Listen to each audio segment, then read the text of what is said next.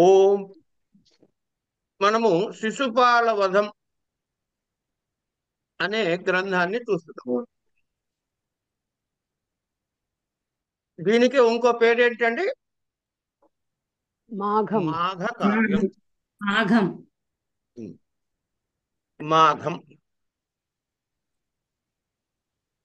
ఇప్పటిదాకా ఏం చెప్పుకున్నాము అంటే కేవలంగా నా అభిప్రాయాన్ని స్పష్టపరిచాను. కనుక పెద్దవాళ్ళైన మీరు ఏం చెబుతారో విని మీతో చేద్దాం అన్నట్టుగా చెప్పాడు.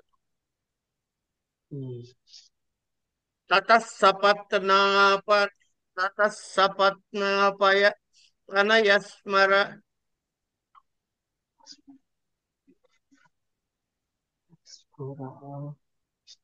తతఃసపత్న.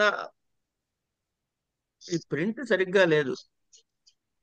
తతసపత్న పనయ పనయ స్మరణ సపత్న స్మరణానుశయ స్ఫుర స్ఫుర సపత్న శత్రువు యొక్క అని ఇచ్చాడు.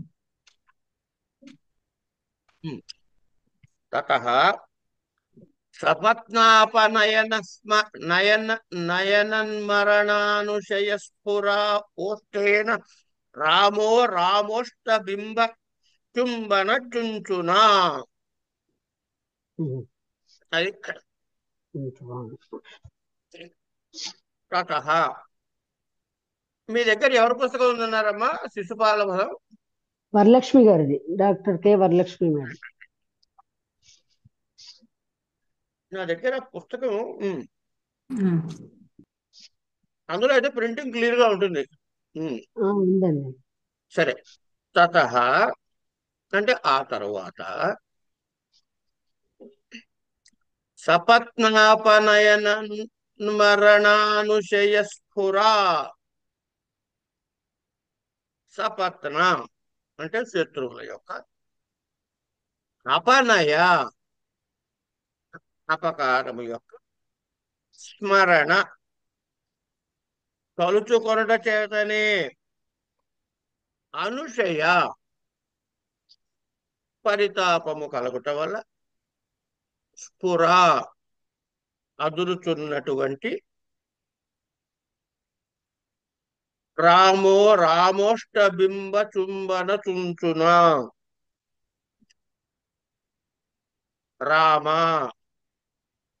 ప్రియురాలి యొక్క ఓష్టబింబ తొండపళ్ళ వంటి పెదవి యొక్క, చుంబన ముద్దుగొన్నటువంటి అందు, చుంచున నేర్పరి అయిన. ఈ పదాన్ని గుర్తుపెట్టుకోవడమ్మా. చుంచుహు అంటే చాలా ఎక్స్పర్ట్ అన్నమాట. వారు వ్యాకరణ చుంచు అన్నాం అనుకోండి, వ్యాకరణలో దిట్ట. శాస్త్ర చుంచుహు శాస్త్రంలో దిట్ట. అట్లా ఓష్టేన పెదవితో కూడిన, రామ బలరాముడు, జగాద పలికాడు. ఏం పలికాడు? ఈ జగాద అనే పదము, తర్వాత రామ అనే పదము, కొన్ని పదాలు మనకి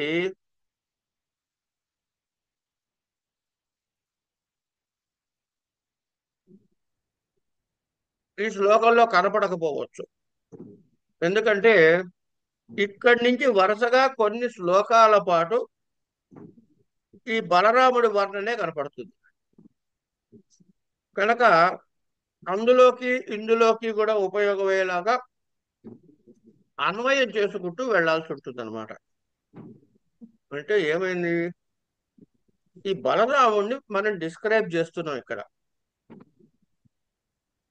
శత్రువుల చేసిన ద్రోహాన్ని బుర్రలోకి రాగానే ఆ తాపం పట్టలేక పెదవులు అదురుతుండగా మాట్లాడసాగాడు అన్నాడు. నమస్కారం. అయ్యా నమస్కారం. అంటే అసలు ఎంట్రీ చూడాలి మీరు ఇక్కడ. ఆయనకి ఎంత కోపంగా ఉన్నాడో శత్రువు మీద. ఎవరి మీద? శత్రువు ఇక్కడ ఎవరు? శిశుపాలు.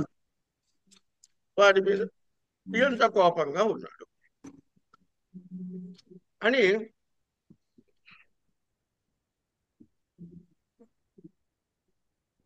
వివక్షితామర్థ విదస్తక్షణ ప్రతిసంహృతాం ప్రాపయన్ పవన వ్యాధేర్గిరముత్తర పక్షతాం.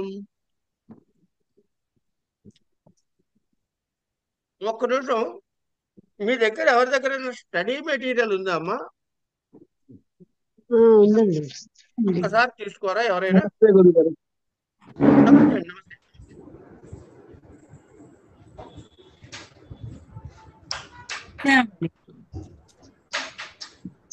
తీసాను గురువు గారు. తీసారమ్మా? తీసామండి. ఈ మీకు ఉన్నవి రెండు, శిశుపాల వధ ఒకటి, రెండోది ఉత్తర రామచరిత్ర. రామచరిత్ర. ఈ శిశుపాల వధకి చివరిలో గాని మధ్యలో గాని ఎక్కడైనా గాని ఇంపార్టెంట్ శ్లోకాలు అని ఏమైనా ఇచ్చాడు? ఒకసారి చూడండి. లాస్ట్ లో ఇచ్చినట్టున్నారండి. ప్రసాద్ గారి బుక్ లోనే ఉన్నట్టుంది. నేను ఒకసారి ఇచ్చాడు సార్. నేను రికార్డింగ్ ఆపుతున్నానమ్మా, ఎందుకంటే మనం వెరిఫికేషన్ అవన్నీ రికార్డ్ లో అనవసరం కాబట్టి ఆపుతున్నాను.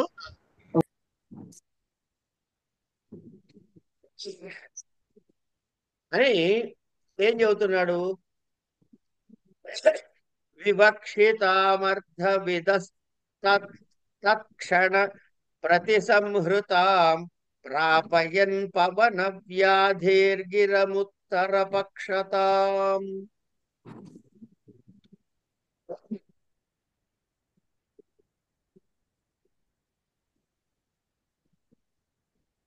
వివక్షితాం అర్ధ విత్ తక్షణ ప్రతిసంహృతాం ప్రాపయన్ పవన వ్యాధేర్గిరముత్తర పక్షతాం.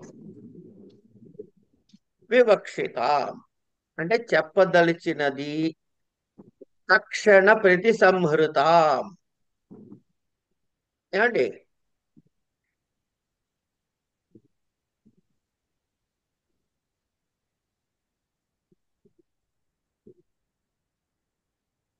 వక్తుం ఏదైతే ఇచ్ఛ ఉందో అది వివక్షత.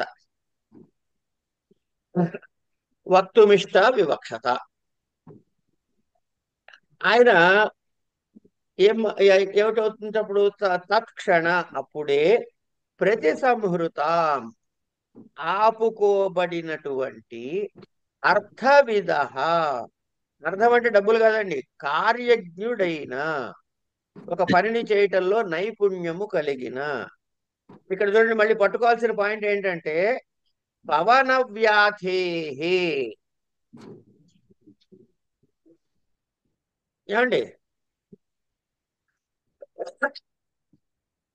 పవన వ్యాధ అంటే ఎవరుటు అంటే ఉద్ధవుడు అని చెప్పారు అర్థం. అంటే మనకు కొత్త పదం నేర్పుతున్నాం ఇక్కడ మనం. ఉద్ధవుడికి ఇంకొక పేరు, ఇంకొక పర్యాయ పదం ఏమిటంటే పవన వ్యాధ అని. ఈయన కార్యజ్ఞుడైన అనే విశేషణం వేశారు ఈయనకి. అంటే ఇక్కడ మనం అర్థం చేసుకోవాల్సి ఏంటంటే ఈయన కార్యదక్షతని మనకి ఇంట్రడ్యూస్ చేశాడు కవి. బలరావుని ఏమి ఇంట్రడ్యూస్ చేశాడు? బలరావుని ఎట్లా ఇంట్రడ్యూస్ చేశాడు? వాడన్న దానికి ఒళ్ళు మండిపోయి కోపంతో మంటలెక్కిపోయి ఉన్నటువంటి బలరాముడు అని ఇంట్రడ్యూస్ చేశాడు బలరాముడిని. ఈయనేమో అర్ధవిధుడు, కార్యజ్ఞుడైనటువంటి ఉద్ధవుడి యొక్క గిరం మాటల్ని ఉత్తరపక్షతాం. ఉత్తరపక్షతాం అంటే ఏంటంటే ఒక సంవాదములో ఒకళ్ళు ఒకటి ప్రపోజ్ చేస్తే దాన్ని కాదు అని కొట్టేసి ఇది కరెక్టు అని చెప్పి నిర్ణయం చేస్తారే, దీన్ని ఉత్తరపక్షము లేకపోతే సిద్ధాంతము అంటారు. ముందు చెప్పిన దాన్ని పూర్వపక్షము చేయుట అంటారు. పూర్వపక్షం చేసిన తర్వాత వాళ్ళ ప్రపోజల్, వాడు చెప్పిన దాన్ని సమర్థంగా వాడు వాక్యాలు చెప్పిన తర్వాత ఎందుకు కాదు అని దాన్ని ఖండించే వాక్యాలు ఈయన చెప్పి దేర్ ఫోర్ అని ఒక డెసిషన్కి వస్తారు.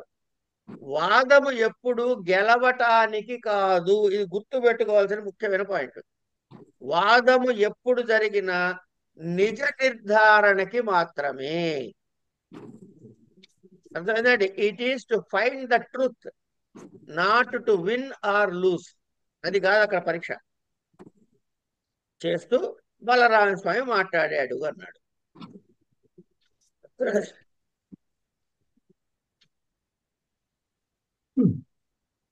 సారీ,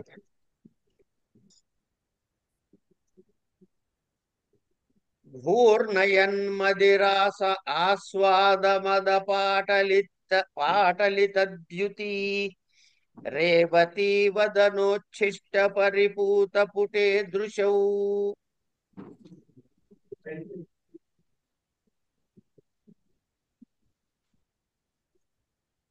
మదిరాస్వాద భూర్ణయ యత్ మదిరాస్వాద మద పాటలీతద్యుతి. ఇక్కడ వరకు ఒక సమాసం.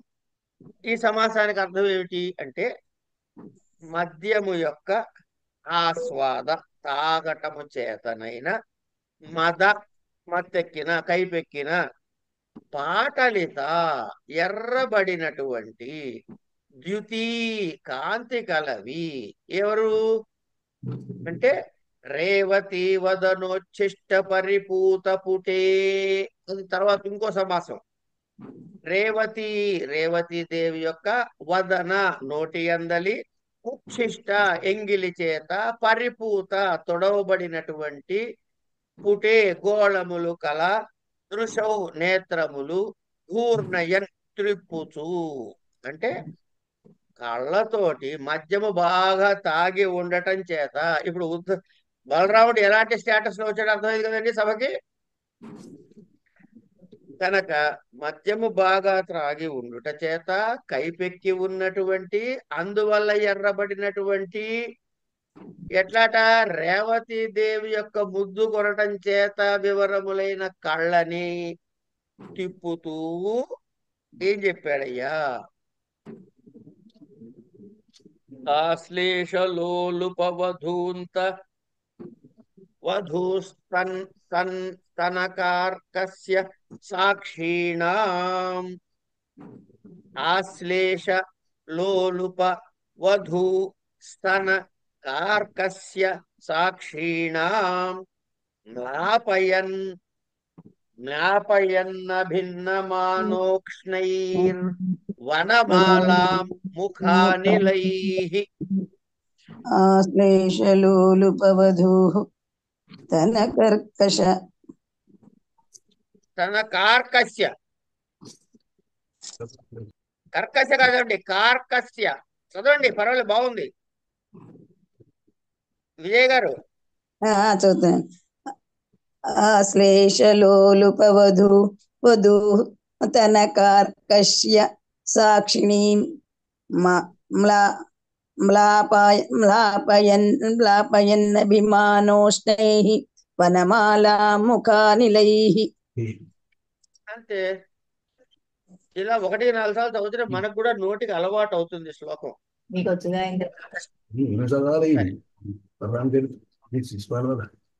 వాడు అన్నాడు లేదండి అందులో కార్డు ఉంటుంది, మేమేం అంతా సీల్డ్, మళ్ళీ ఎతకముందు ఎట్లా పడేసి ఉంటాడు వాడు. అయ్యో లేదు, ఎక్కడ చివరికి ఏం చేస్తుంటే వాడు కార్డు నేను ఎక్కడ ఇస్తాను ఇప్పుడు రిసీట్ ఇచ్చాడు. మూర్తి గారు మ్యూట్ లో ఉండరా? సరే, ఎవరు బలరాముడు ఎవరికి చెప్పాడు ఈ మాటలు?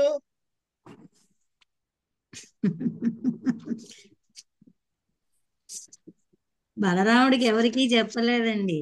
ఆయన సభలో ప్రవేశించగానే ఆయన ఎటువంటి పరిస్థితిలో ఉన్నాడు ఎంట్రన్స్. అలా కాదు, ఇప్పుడు మూర్తి గారు మాట్లాడిన మాటలు బలరాముడు ఎవరికి చెప్పారండి అని అడుగుతున్నా. వాళ్ళ ఇంట్లో సంభాషణ ఏముంది? అదే అర్థమైంది, తెలుసు. ఆశ్లేష లోలుపవధూస్తన కార్కస్య సాక్షిణి. ఈ మొత్తం అంతా సమస్త పదం ఒకటే, ఒక పెద్ద సమాసం. ఏమిట? ఆశ్లేష అంటే కౌగిలియందు, లోలుప ఆసక్తి కొన్నటువంటి వధువు రేవతీదేవి యొక్క స్తన కుచభాగములయందలి కార్కస్య బిరుసుదనమునకు సాక్షిణి మధ్యస్థమైనటువంటిదిగా వనమాల, వనమాలను అభిమానోష్ణై అహంకారము చేత ఉష్ణై కాగిన ముఖానిలై నిట్టూర్పుల చేత మ్లాపయన్ వాడచేయుచు. ఇంకా పూర్తిగాలే శ్లోకం. అంటే శ్లోకం అంటే ఆయన చెప్పదలుచుకున్న కాంటెక్స్ట్ పూర్తిగాలే బలరాముణ్ణి ఇంట్రడక్షన్ లో.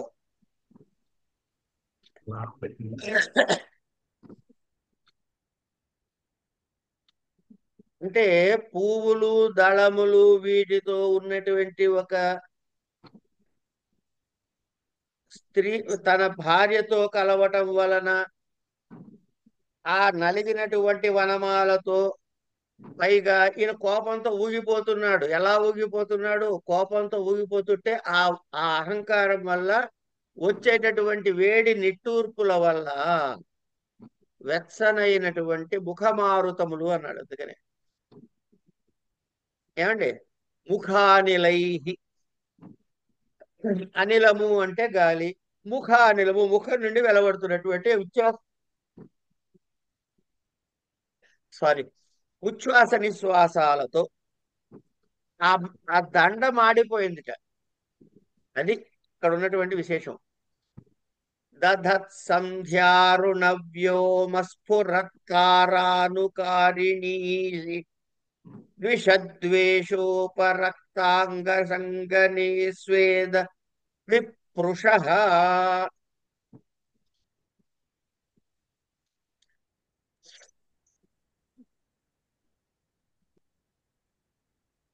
ఎందుకు వెళ్ళిపోతుంది? సారీ, బలరాముడు ఏమో నల్లటి బట్టలు కట్టుకుంటాడు కానీ తెల్లటి వాడండి. అందుకని దధ సంధ్యారుణ వ్యోమ స్ఫుర తారానుకారిణీ ద్విషద్వేషోపరక్తాంగ సంగిని స్వేద విప్రుష. సంధ్యారుణ వ్యోమ స్ఫురత్తారానుకారిణీ. సంధ్యాకాలము చేత, సంధ్యాకాలం ఎట్లా ఉంటుంది? ఆకాశం ఎర్రగా, ఎర్రనైనటువంటి వ్యోమ ఆకాశముందు, స్ఫురత్ మెరుస్తున్నటువంటి తారా నక్షత్రాలను, అనుకారిణీ పోలుతున్నాయా, పోలికలా ఉన్నాయి. అంటే ఏంటయ్యా అంటే ఎర్రగా ఉన్న ఆకాశంలో మెరుస్తున్న తెల్లని నక్షత్రాలు. ఈ పోలికలో ఉన్నటువంటి, ఎప్పుడు సంధ్యా సమయంలో ఉన్నటువంటి స్ఫురత్ మెరీతున్నట్టు చెప్పుకున్నాం కదా. తర్వాత రక్తాంగ సంగిని, ఇక్కడి వరకు మళ్ళీ ఒక సమాసం. ద్విషత్ శత్రువులందలి, ద్వేష విరోధము చేత, ఉపరక్త ఎర్రబడినటువంటి, అంగ ఓడలి మీద, సంగిని కూడుకుని ఉన్నటువంటి, ఏమిటవి? స్వేద విప్రుష.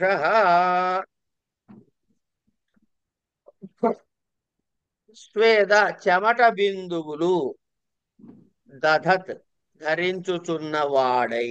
ఇంకా ఆయన ఏం మాట్లాడలేదు, ఆయన గురించే చెబుతున్నాడు. ఆయన ఎవరు? బలరాముడి ఇంకా ఇంకా వర్ణిస్తున్నాడు మనకి. ఇప్పటికి 4 ఎన్నో శ్లోకాలు అయినాయి, ఇంకా పూర్తిగా ఆయన వర్ణన. అంటే ఏమైంది ఇక్కడ?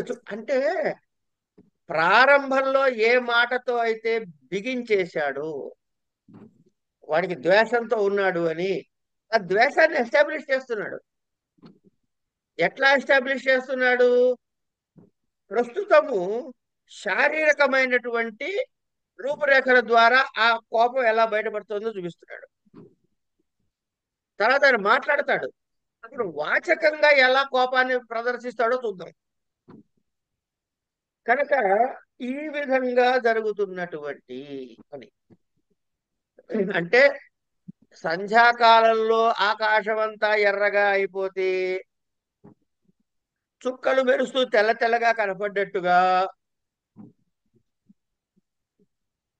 ఈయన శరీరం కోపంతో ఎర్రబారితే ఆ కోపం వల్ల కలిగిన దీంతో చెమటలు పడితే ఆ చెమటలు పట్టిన బిందువులు ఒంటి నీటి తుప్పర్లు ఎలా ఉంటాయో చెమట పట్టిన బిందువులు శ్వేత బిందువులు అవి తెల్లగానే ఉంటాయి కనుక అవి నక్షత్రాలా ఉన్నాయి అని చెబుతున్నాడు ఇక్కడ. ప్రోల్ల సత్కుండల ప్రోత పద్మరాగ దళిత దళిత్విష కృష్ణోత్తరా సంగరుచం విదధ చౌత పల్లవీం. ప్రోల్లసత్ కుండల ప్రోల్లసత్ కుండల ప్రోత పద్మ రాగ దళత్విష. ఎవరది? ప్రోల్లసత్ బాగా మెరుస్తున్నటువంటి కుండల అంటే చెవులకు ఉన్నట్టు కుండలాలు, ప్రోత చెక్కబడిన, పద్మరాగ పద్మరాగ మణుల యొక్క త్విష అంటే కాంతి, కాంతి చేత. ఈ మాటలన్నీ మనం పట్టుకుందామండి. కొత్త మన పదజాలం పెరుగుతుంది దీంతో. ఎక్కడైనా కాంతి గురించి చెప్పాలంటే త్విష అని వాడండి. ఇట్లా వినియోగంలో పెట్టుకుంటూ ఉంటే మనకి భాష అలా నిలుస్తుంది. లేకపోతే కావ్యంతో పాటే కట్టకట్టి పైన పెడతాం పరీక్ష అయిపోగానే. కాంతి చేత ఏమిటవుతుందిట? కృష్ణోత్తరా సంగరుచం. కృష్ణ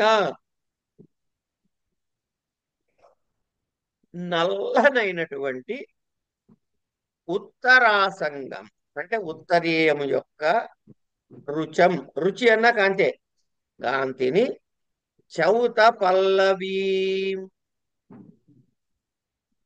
చౌత పల్లవి చూత సంబంధమైనది చౌతం.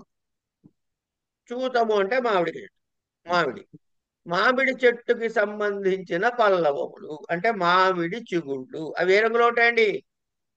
ఎరుపు రంగులో ఉంటాయి. ఒక రకమైన ఎరుపు రంగులో ఉంటాయి కదా మా మామిడి చిగుళ్ళు. మొత్తం అయిన తర్వాత పచ్చబడి ఆకుపచ్చలోకి వస్తాయి. ఆ ముందు పచ్చ ఎరుపు రంగులో ఉంటాయి. అలా ఉన్నటువంటి విదధత్ చేయుచున్నవాడై అంటే పద్మరా సారీ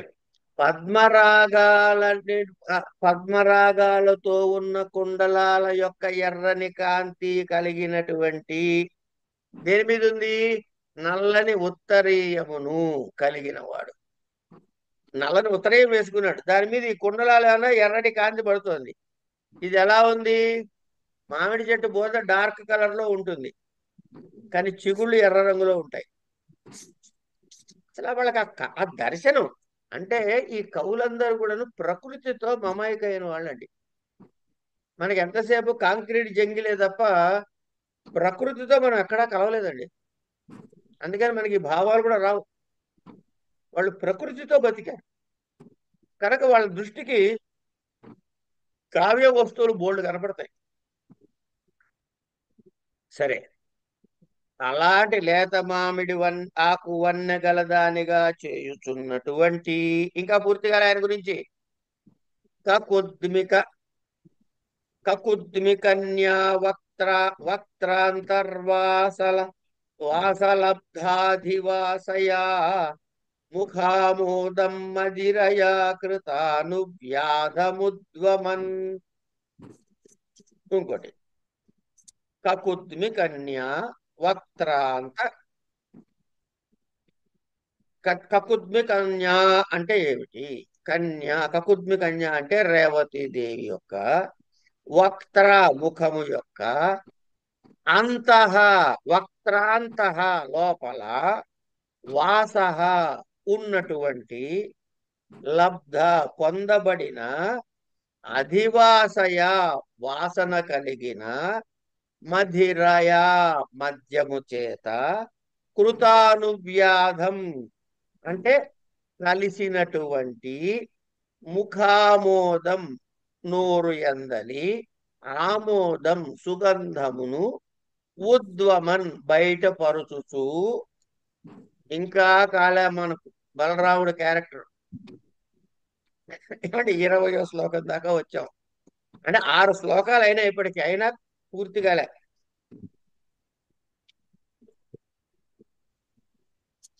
ఇందాక చెప్పుకున్నామే జగాద అని. జగాద వదన ఛద్మ పద్మ పర్యంత పాతిన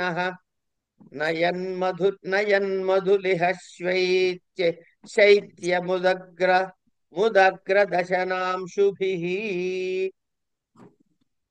వదన ఛద్మ పద్మ పర్యంత పాతిన.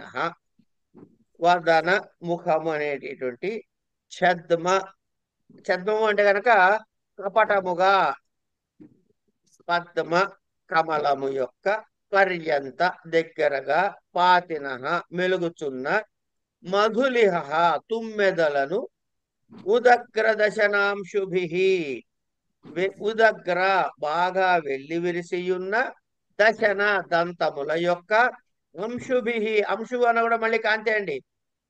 అందుకే అంశుమంతుడు అంటే కాంతి కిరణములు కలవాడు సూర్యుడికి పేరు అంశుమాన్. ఏమండి తర్వాత ఇంకోటి ఏదో కూడా ఉంది. సరే, సూర్యుడి పేరులో చాలా చోట్ల వస్తుంది అంశ అని. శ్వైత్యం తెల్లదనానికి సంబంధించింది, శ్వేతానికి సంబంధించింది. శ్వైత్యం తెల్లదనమును, నయన్ పొందినటువంటి, రామ బలరాముడు, జగాద పలికాడు.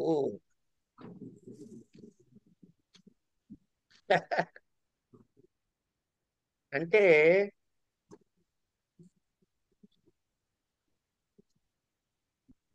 ఆయన ముఖ పద్మానికిట పద్మంతో ఎందుకు పోల్చాడయ్యా అంటే అలాంటి కమ్మటి వాసన వస్తుంది ఆయన నోట్లోంచి.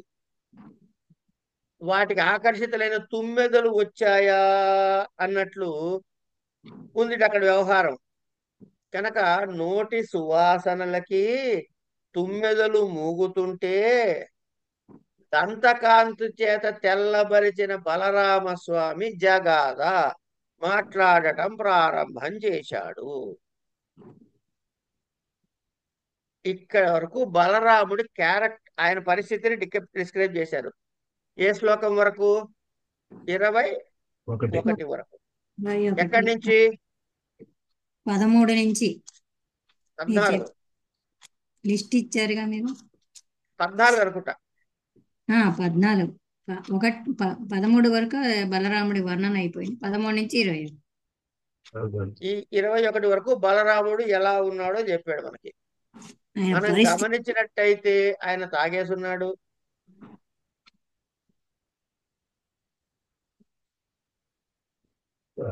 హలో